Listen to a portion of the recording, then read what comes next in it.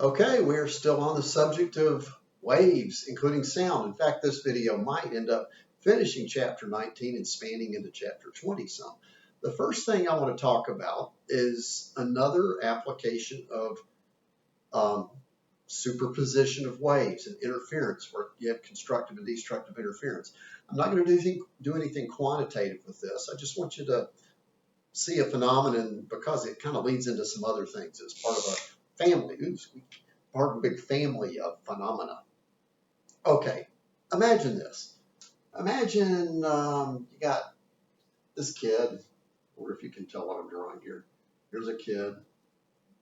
Is that a kid? It's a top view of a kid's head.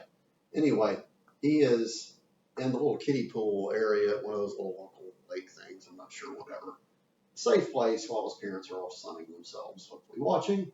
Anyway, so he has this beach ball with him, and there's his hair. And he is joyfully, methodically, intently slapping the water with the beach ball like this. Like that. Mock the kid. But anyway, so he's making these waves with his beach ball. And the waves go outward, of course. They go like this. These are wave crests, let's say.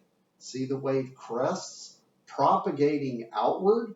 Of course, halfway in between the wave crests are the troughs. Well, troughs, as we would say. Maybe once upon a time somebody said trough. Anyway, the low places, the troughs. There's an example of a trough. Anyway, he's got his own little navy of little toy boats out there. Like this one here, for example. This boat right here, right now, it's on top of the world. It's way up on a crest, way up high. And the little imaginary people in the boat can see really far. And here's a boat that's down in a trough. Now, of course, since these waves are propagating outward, you get the idea. This boat will go, it's up right now. It's going to go down, then up, then down, then up, then down, then up. With the period, T, I guess, is these waves of wavelength, lambda, come by. So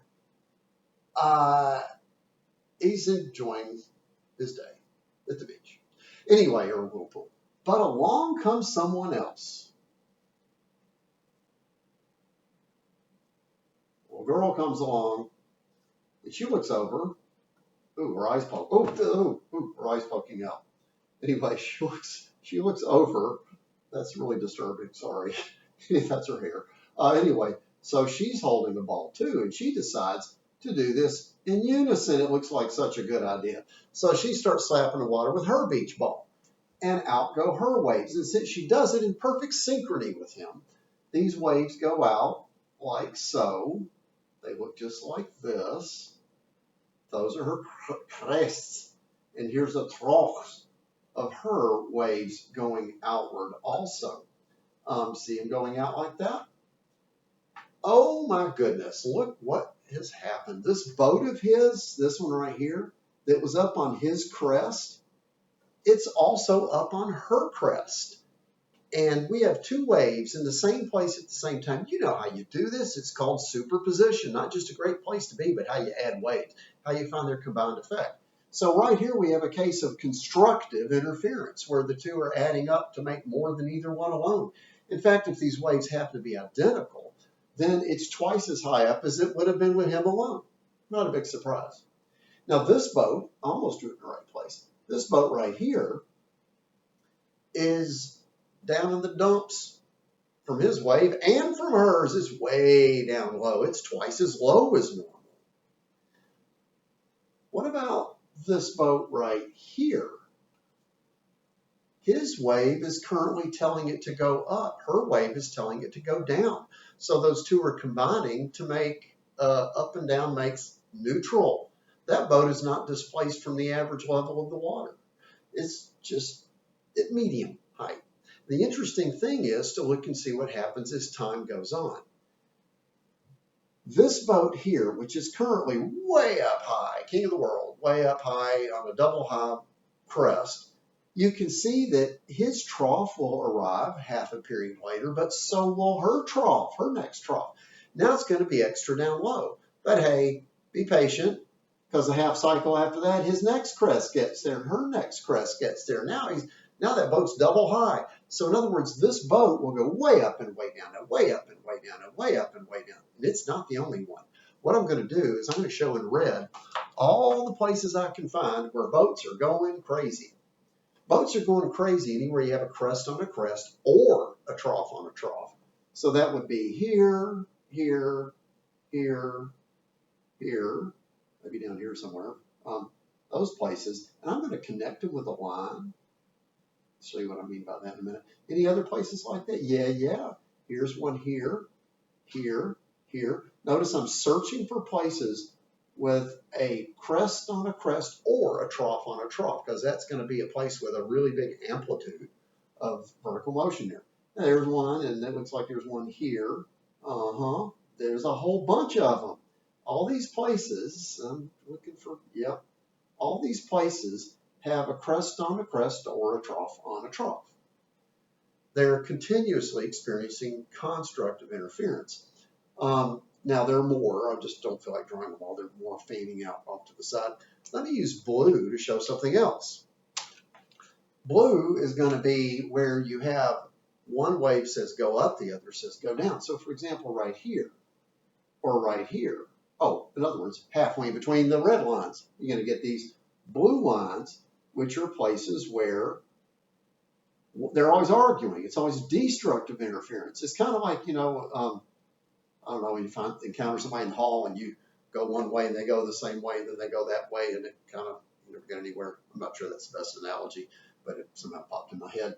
Anyway, these places where nothing happens are called, as we have talked about before, nodes. Now, before, we talked about it on a one-dimensional medium, like a spring, whereas the waves, as the sanding wave, where you have a wave in its own reflection traveling opposite directions in the same medium at the same time. They look identical, except they're going in opposite directions. You don't see either one. You see their superposition. You see that thing called a standing wave. This is kind of like a standing wave, but I've now got it spread out. Well, it's not really standing anymore. I've got it spread out on a two-dimensional medium, so it's an interesting pattern in the water. Now, what will happen is it's weird. There are boats right here that don't budge. They just stay in the average position all the time on the nodes, lots of lines of nodes. And it's true all along those lines I've drawn.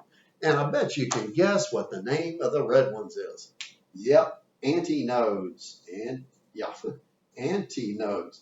These are places where you get continuous constructive interference, whereas the nodes are where you get continual destructive interference. Now, I don't know if this is part of your life experience. I don't know if you've ever gone out in the water with somebody else and deliberately done this. I can show you what it would look like. I do have something here. I hope this shows up. It's not going to be super clear, but maybe you can see it. Basically, here's one kid with a beach ball. It's probably, I wonder if I can hold it. Oh, that's better. Then if I take a piece of, I'll try this. I'll get up close. Here's like one kid, and here's the other kid. See them? Oh, this is going to look on the video. And if they're standing, oh, yes. Look at that. Patterns of nodes and antinodes. And the spacing between patterns of nodes and antinodes, they actually spread out more when the things are, if I get coordinated, closer together. Look at that. Ooh, yeah. And then when they get further apart, the little weird pattern things do that. I guess I don't know which one to call nodes and which one to call antinodes, but you definitely see the pattern. Now, how would this manifest in real life? Well, I'll say it kind of quickly. If this were water waves out in Tokyo Bay or something, and, a couple of monsters are doing that, the ships of the Japanese Navy are going up and down. I'm just picturing Godzilla movies. You're Ultraman. I like Ultraman. Anyway, so if that were happening, two giant monster kids, and these are the ships in the Navy, some ships are just sitting still and others are going way up and way down. It's just weird. Waves are going right through each other, and yet they superimpose into this neat two-source interference pattern. Yes, it's called the two-source because there's two sources. Interference, pattern. I usually teach more about this. I'm going to cut it short a little bit. Usually there's something quantitative I do with it, some math. I'll skip the math right now. What I'm going to do instead is tell you a couple of ways that you might experience this. First of all, if it were sound, this would be two speakers. These speakers would be playing exactly the same sound with this perfectly the same volume. It'd be a sound kind of like this. A nice steady tone. And supposedly you could walk around the room and encounter places where the sound is loud and move just, I don't know, a few inches or a foot or two and encounter places where there is no sound. And then you keep going and there's sound. And then there's no sound. I'm going to imitate it. I'm going to act as if there are two speakers in the back of the room making some kind of sound, and I'm going to walk around and I'll make the sound I would be hearing. If the two of them are making, they're both going, woo. Okay, it would go like this. It'd go like, woo, woo, woo,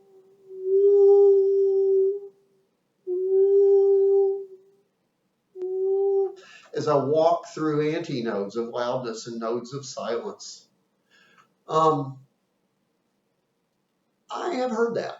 I haven't heard it in a very natural, just happened to be that way setting. I've set it up before. It's one of those things I can't show you right now very well because I'm at home. I could have set up two things driven by the same sound, and you could have walked around the room and heard variations. It doesn't work real well, though, by the way, because you got two ears, and you might have a node in one ear and the antinode in the other, so you have to plug up one ear. And then there's echoes coming off the walls, and it tends to scramble the pattern up. But I've heard it. It's kind of weird. You can have sound cancellation like that. I think we talked about that, about those sound canceling headphones. It's a similar idea, destructive interference of sound. It can even happen with light. And I might be able to show you that when we study light. Basically, this is where you have two lights on, and on the wall are stripes, dark and light and dark and light. I don't think you've ever seen that before in a natural setting. I don't think you've ever turned on a light, the room lights up. You go turn on another light, and all of a sudden there's stripes all over the wall, dark and light places. You might not have seen that because of various reasons. It's hard to make it work, but I can make it work with lasers and tiny little things. I might be able to show you that if I brought my stuff home when we study light. Anyway, so the two-source interference pattern is a neat thing, and I'm going to use it. I'll sort of refer to it in a little bit. I don't think I taught you about the Doppler effect yet. That's, when the ice cream truck, I don't think it is. When the ice cream truck's coming down the road and it goes, dee-dee-dee-dee-dee-dee-dee-dee-dee-dee, the pitch drops. And the frequency even of the tempo of the song drops a little bit.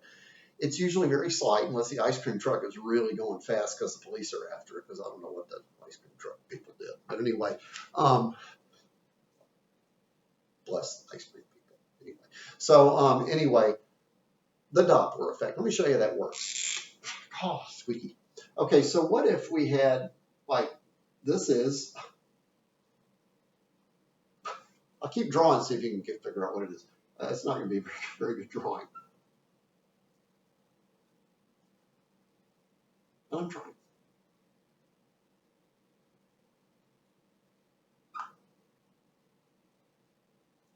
If you can figure out what that is, hats off to you. I'll stall a second. What do you think? Yes, it's a frog on a lily pad on the lake. Yeah, you guessed it, right? And this frog has gotten up early to do her morning aerobics. She's hopping up and down once a second to some beat of some frog song, And these waves are going out, circular waves are going out like this, and they're going out and going out. They're evenly spaced. They're a certain wavelength, And over here on another lily pad is a grumpy, aren't frogs grumpy anyway? There's a grumpy old bullfrog sitting there trying to sleep, but he is mad now. He is mad because he's losing his snoozing, because he's getting woken up, whatever, by these waves going by, bobbing him up and down. How frequently? Just as frequently as she's hopping. Say once a second. Easy to understand. She hops up and down once a second. He goes up and down once a second. The source frequencies once per second. The receiver frequencies once per second. But what if, and here's the all-time worst joke you ever heard, What if this frog is actually, this lily pad, this frog is actually being towed? I don't know. Somebody's grabbed hold of the lily pad vines. You know, they're not completely disembodied things floating. They have vine things, stalks, whatever. Anyway, so this frog is being towed towards him. I'm going to redraw the picture. I'll leave out the details of her aerobic fit frog body and just draw what the waves will look like now as she's being towed towards him. I'm going to draw that. First of all, when she was back here a while ago, she emitted this circular wave front. Okay, can I do this right? Yeah, oh, maybe even longer ago than that. Well, long time ago. Long time ago, she hopped up and down, and that wave front right there, you know, arrived. This is supposed to be concentric with that. Anyway, that's what she released when she was there. But when she was here, she released this one, which is centered on it. I think you're going to get this as I get closer. And usually, I don't know, bad scale. Usually when I draw this, I start with when it's closer and I show further back. That's my problem. Next one. She was here and she emitted one that's, this is not my best, that's centered, golly, that's centered on that one. And then when she was here, she released one that was centered on this one. That is a fairly bad drawing, but I think you can see what's happening. The waves are crunched up with a short wavelength on his side. Now they're still traveling in the same medium at the same speed. The speed waves travel on water is something about the surface tension of water, the density of water, whatever goes into that. But in any case, these waves are going the same speed they were before, but they're much more frequent because the wavelength is so itty bitty now. So he gets shaken up and down, I don't know, like maybe twice a second instead of once a second. And that's really rough. Now, if there's some frog back here, this frog is just getting these lollygagging occasional waves, maybe once every second and a half or whatever, you know, that are a lot less frequent. Maybe even 2 seconds, I'm not sure. I didn't do the math. And I won't make you do this math either because, you know, this year. But anyway, you can see how his received frequency is greater than her source frequency that she's producing because the waves are crunched up. And that's like the ice cream truck coming at you. As the ice cream truck approaches you, you hear a higher pitch sound, higher frequency, waves and beats and everything of the tempo, you know. But once the ice cream truck is past you, suddenly you're back in this area at these far apart waves and it's dropped. The frequency is dropped. Note that it's not like the frequency gets higher and higher as you get closer. The loudness gets higher and higher. Maybe the amplitude of the waves as you receive them gets higher. But the frequency is just a nice, steady, too high thing. And then as soon as it passes, it drops to a steady, too low thing. Usually you're off to one side and there's a somewhat gradual transition. But if you almost get run over by the ice cream truck, whoa. They didn't even stop for you, try to sell you the ice cream. But anyway, coming at you like this, you'd hear like, say it's playing the most boring, minimalist ice cream truck song ever, namely this one. Ooh. Would you go get ice cream from a truck that did that song? It's not quite as creepy. Anyway. Ooh. It drops suddenly like that, if it almost hits you. There's another way you can get a Doppler effect, and that is if you're the one moving. Let me show you how that happens. Let's say she's doing her aerobics, and she's producing the nicest, like circular, like centered, concentric waves ever, like this. It's like those are the most concentric ever. But anyway, what if our big bullfrog is being towed over here, and he's heading into the oncoming waves? This is the kind of thing, I'll tell you, there's one of these things I've never done. I've never in my life gotten on or ridden a jet ski or a wave runner. Don't want to all that badly. And it looks like it could be fun. I'd probably fall in the water and get water up my nose. I don't know. Anyway, if you're on a jet ski, I just know this because I know physics, not because I rode a jet ski. Anyway, if you ride the jet ski, if you're bobbing up and down in the waves as they come by and you're going like,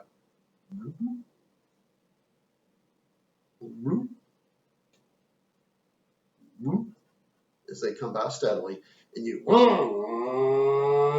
drive into the waves, is going to go bloop, bloop, bloop, bloop, bloop, because you're going to hit it more frequently because the speed is different. The relative speed between you and the waves is different. Now the wavelength is the same, the speed's bigger. So you're going to receive them with a higher frequency because of you moving. And actually, once you're past, either of two things could happen. You could actually go faster than the waves and still run over waves, but you also might be going slower than the waves if you're just kind of putting along, and the waves would have to catch up with you and wash past you, and then you'd bob up and down less frequently because you're further and further away as the waves come by. So that's the Doppler effect. I've got other analogies. Maybe I'll save them for talking about. Maybe when I'm talking to you live, let me talk about sending mail to people as you travel across the country. Maybe that's a good analogy I'll use. So Doppler effect is neat. And by the way, it happens not only with sound, it also happens in a way with light. And that's kind of neat. Light doesn't make sound necessarily, but, well, you'll see. Now, other things I was going to talk about with the Doppler effect, let's say that frog was getting towed pretty fast. And what if those circles, in fact, what if you're outrunning them? Now, this would have been a picture of maybe like slightly off-center circles, like off to one side like that. But what if you went faster than that? Instead of, in fact, picture this. Imagine I'm tapping the water. Surface is a nice calm pond, and I'm tapping it here. You'd see these nice concentric waves going out. You know, like, but if I start moving while I tap it, I might produce something like this. If I'm moving slower than the waves travel, then I will have, nobody will get ahead of somebody that left earlier, but they'll still be crunched up on that side and you get a Doppler effect. But what if you go faster than the speed of the waves, like this? Now what you get is all along here, look at this. Constructive interference, constructive interference, constructive interference, constructive interference. This is a big zone of constructive interference, and so is this. In the case of this being water, it's a pile of water. It's a ridge of water. It has a few different names. Probably the most common name you've ever heard.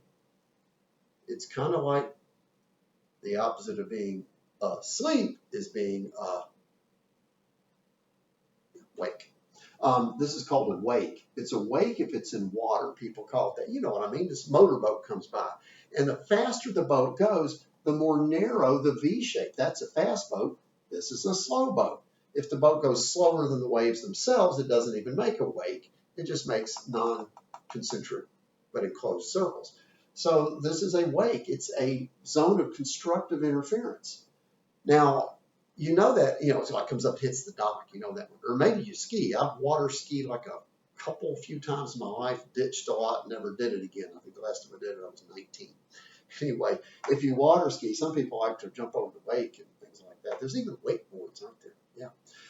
So a wake is an example of something where you go faster than the speed of the waves. It produces this zone of constructive interference. In fact, if you're in a three-dimensional medium, it's not just a V-shaped thing on the surface. It's a cone within the stuff. And the stuff I'm thinking is the air. And if an airplane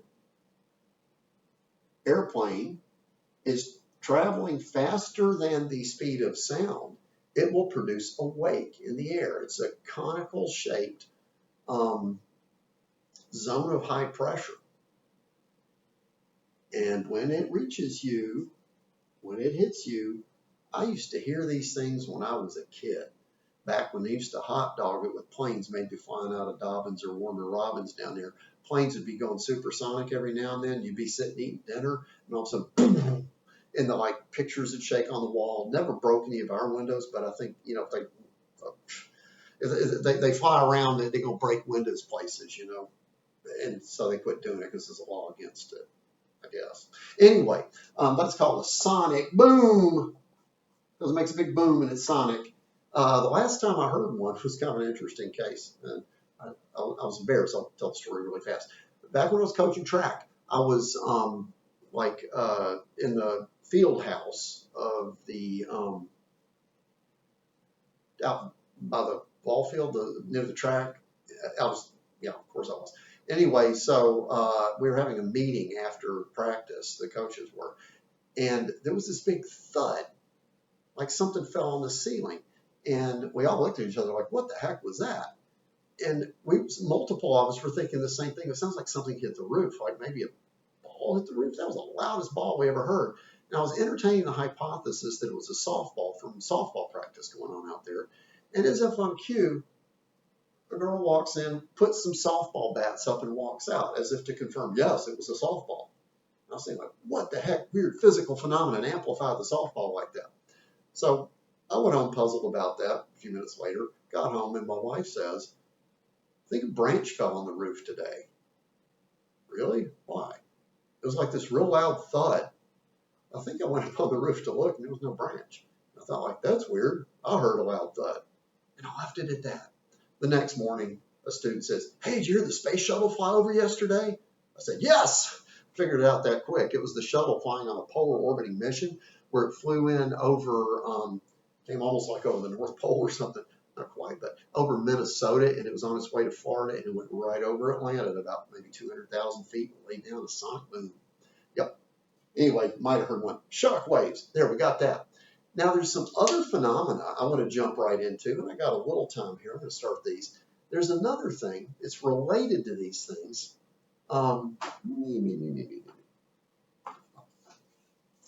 There's this. This is a very poorly drawn, highly stylized map of a place. I wonder if you can guess what the place is. I'll give you a hint. This is water, and everything else is land. It's a city. Well, there's a city actually right here. You know, there's a bridge right across there, a famous bridge. Got it yet? It's supposed to be San Francisco. Looks a little like Tampa Bay too, but it's supposed to be San Francisco. What I was going to say is, here come some waves from the ocean. Here they come. Here come the waves. This is a top view. These are wave crests. Halfway between them, of course, are troughs. I'm not going to make a big deal of the troughs. You know they're there. So here come these waves. Now the waves clearly can't get past here and here because that's land. But they can go under the Golden Gate Bridge. And as a first guess hypothesis, maybe I'll suppose that the waves do this, that they come through like that. Well, that means a boat right here would go up and down because it'd be in the way of the waves. But it means a boat over here is basically shielded or shadowed from the waves and doesn't get any. Nice clean cutoff like that, you think? Maybe there's a couple of nice sharp blades here to slice waves like cheese. Being a little facetious, aren't I? It's not like the waves get cut off and, you know, look like this from the side with like a fish looking like, oh, I'm not going there. I'll swim back in. You know, like that's the wave and it's going like that. Here's the side of the wave where you sliced it off. I don't think so. You know that waves spread out if they do that. If nothing else, you try to chop the sides off, the sides at least got to collapse, right? So even common sense, I think, is going to tell you that there's some sort of like more in the middle and less at the edges kind of a thing, like it's not a clean cut. Your intuition might even, and I say this because students have said this before, you might even entertain the possibility that they fan out. And you'd be basically right. The idea that there's more in the middle and less as you go away, and that they sort of radiate out from this hole here. Turns out something even weirder happens. That's pretty much true, kind of, sort of. But the unexpected, and that's what's neat in physics, so much is really expected because you live in this world. But most people don't look closely to see what happens. What happens actually is there's also some zones where there isn't any wave, and then there's places where there is wave, and then there's other places with none, and then it's back. And this can happen, in some cases, several times, where you have, what do you know?